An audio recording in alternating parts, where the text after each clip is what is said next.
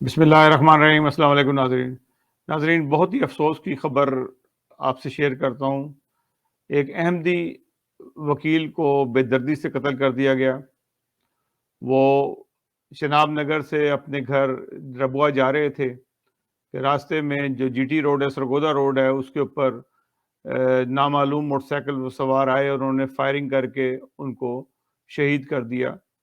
ان کی عمر 32 سے 33 سال کی تھی، اور ابھی تک پولیس جو ان سے تحقیق کر رہی ہے پوسٹ مارٹم کے لیے۔ ان کو لالیاں جو جو سول ہاسپٹل ہے، لالیاں گورنمنٹ ہاسپٹل ہے، لالیاں میں ان کی باڈی بھیج دی گئی ہے۔ یہ واقعہ کوئی کوئی کوئی پہلا واقعہ نہیں ہے، اس قسم کے کئی واقعات آئے دن وہاں پہ ہوتے ہیں۔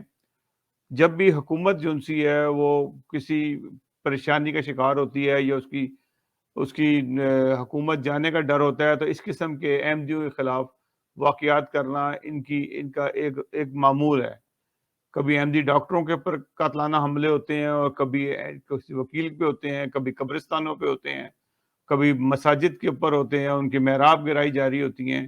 یہ واقعہ بہت ہی دلخراش واقعہ ہے۔ ایک نوجوان کو بے دردی سے مار دینا نہایت ہی تکلیف دہ بات ہے، اور یہ اس کی تحقیق بھی جتنی ہوگی وہ بھی ہمیں سب کو پتہ ہے کتنا ہوگا۔ کوئی ان کو محسوس بھی نہیں ہونے لگا ان گورنمنٹ کے لوگوں کو، کیونکہ انہی کے ہی لوگ جو ان سے ہیں حکومت کے، وہ اس کاموں کے پیچھے ہیں۔ اور ان کا نام تھا چودھری بابر محمود بسرا ایڈوکیٹ۔